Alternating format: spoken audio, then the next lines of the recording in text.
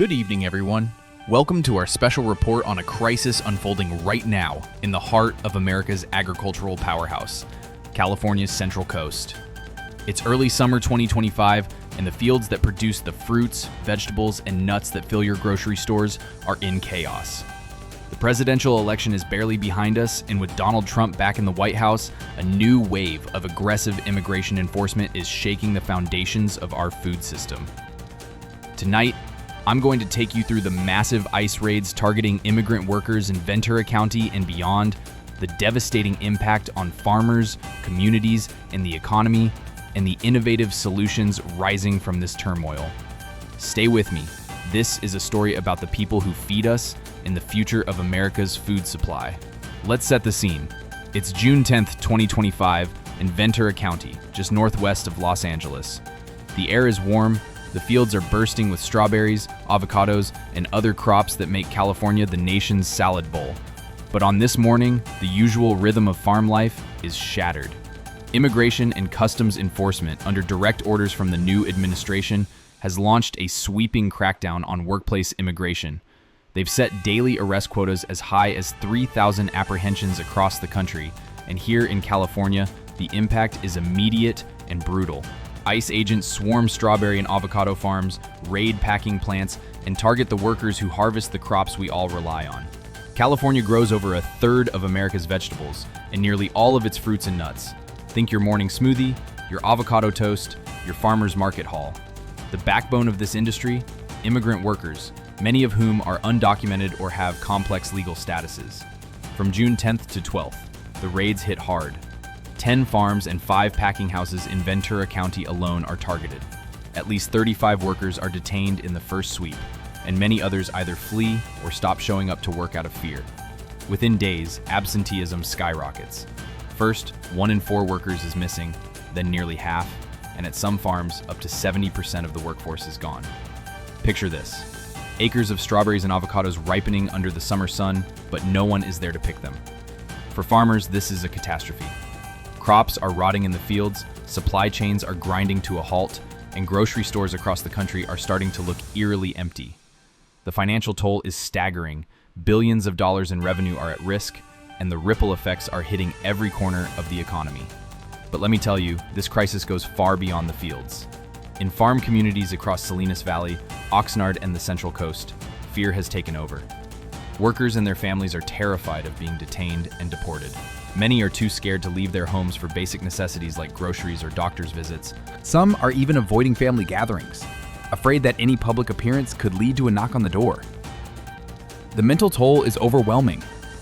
Reports of anxiety, depression, and trauma are surging in these communities. I spoke with one farm worker, whose identity we're protecting, who shared a heartbreaking story. This worker told me, "We just want to work, to feed our families. Now we're afraid to even step outside. What kind of life is this?" These are the voices of the people who keep our food system running, and they're living in fear. And it's not just undocumented workers feeling the impact. Legal residents and even US citizens have been caught up in the chaos, some mistakenly detained during these aggressive sweeps. Schools, local businesses, and entire communities are feeling the strain as fear reshapes daily life. The situation took a tragic turn on July 10th at Glass House Farms, California's largest cannabis producer and one of the biggest greenhouse operations in the state. This facility is a landmark in the region, a symbol of agricultural innovation. But on that day, federal agents backed by ICE stormed the complex in a military-style operation.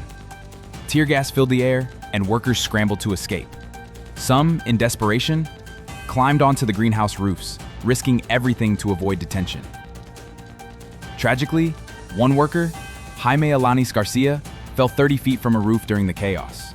He did not survive. His death sent shockwaves through the community. Over 200 people were detained that day, including US citizens, a soldier, a security guard, even a college professor, swept up in the confusion. The raid sparked outrage, and protests erupted across Ventura County and Los Angeles. Social media lit up with hashtags like "Stop the Raids" and "Justice for Jaime," amplifying this tragedy to a national audience. In Camarillo, Tensions reached a boiling point as protesters clashed with law enforcement. Authorities reported shots fired at agents, prompting the FBI to step in. Even sporting events became stages for dissent, with fans unfurling banners and staging silent protests to demand an end to the raids. This isn't just a local story. It's a national crisis tearing at the social fabric of our communities. The raids have hit more than just agriculture. Los Angeles, a city defined by its vibrant immigrant-driven food culture, is suffering. Mom-and-pop restaurants, street vendors, bakeries, many staffed by immigrants, have either closed their doors or scaled back operations. Even loyal customers are staying home, afraid to venture out.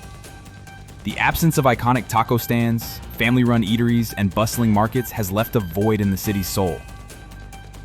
I spoke with one restaurant owner who's been in business for 2 decades. He told me, "I've been open for 20 years and now I can't find staff. My customers are scared to come out. This isn't just my business, it's our community, our culture." That's the reality for so many right now. But even in this climate of fear, resilience is shining through. Communities are turning food into an act of resistance, hosting pop-up events and sharing meals to show solidarity. These gatherings are a powerful reminder that California's food culture, built by generations of immigrants, will not be erased. The raids have sparked a fierce political and legal battle. Los Angeles Mayor Karen Bass has called these operations state-sponsored terror, a bold condemnation of the federal government's actions. Governor Gavin Newsom has pushed back, citing California's sanctuary laws, which are designed to limit federal immigration enforcement without proper warrants. But ICE, operating under federal authority, is largely ignoring these state protections, creating a tense standoff between local and federal powers. Unions and advocacy groups are fighting back in the courts, arguing that these raids are unconstitutional, targeting workers based on race or language, rather than evidence of criminal activity. A federal judge in California issued a landmark ruling, banning certain ICE tactics in 7 counties and emphasizing that the law must protect everyone. The Justice Department, however, is pushing back, appealing the ruling and calling it vague, a legal maneuver that's left many frustrated. This battle is far from over, and the outcome could reshape immigration enforcement for years to come. This crisis has also caught the attention of the international community. Mexico's Consul General in Los Angeles is working around the clock, providing legal support and setting up hotlines for affected workers, many of whom are Mexican nationals. This diplomatic effort underscores the broader stakes of this crisis. It's not just about immigration policy or borders, it's about the human cost and the fragility of a global food economy that depends on these workers. Now, let's talk about hope. Amid this chaos, innovative solutions are emerging, and one company is leading the way: Farmonaut. This trailblazing company is using satellite technology and artificial intelligence to revolutionize agriculture. Their platform allows farmers, banks, and even governments to monitor crop health in real time, track labor needs, and trace every step of the supply chain with blockchain technology. Farmonaut is a lifeline for farmers reeling from these raids. By identifying unharvested fields early, it helps them mitigate losses before crops rot. Its blockchain tracing restores trust in food sourcing, ensuring that crops are grown sustainably and legally, a critical tool during regulatory crackdowns. And here's the best part: Farmonaut is accessible and affordable, available on smartphones and web browsers, so even small farms can use this cutting-edge technology to secure loans or insurance and recover from this crisis. I spoke with one farmer who told me, "Farmonaut showed me exactly where my fields were struggling. It's not just about saving crops, it's about saving my livelihood." Farmonaut also tracks environmental impacts, like water usage and carbon footprints, offering a sustainable path forward. As California's agriculture industry rebuilds, tools like these are injecting transparency, resilience, and hope into a battered system. The raids of summer 2025 have laid bare the fault lines in America's food system: immigration, labor, civil rights, and economic stability. The cost has been staggering: billions in lost revenue, tons of wasted crops, and a humanitarian crisis that has left communities traumatized, families separated, and one man, Jamie Alanis Garcia, tragically dead. Yet, from this turmoil, new hope is emerging. Technologies like Farmonaut are empowering farmers to adapt and recover, while communities rally to protect the people and culture that make California's food scene legendary. The path to meaningful immigration reform remains uncertain, but one thing is undeniable. The workers who feed us, no matter where they come from, are the backbone of this nation. The fight for justice and the harvest continues. That's our report for tonight. Join me tomorrow as we explore how other industries are grappling with these changes. Until then, good night.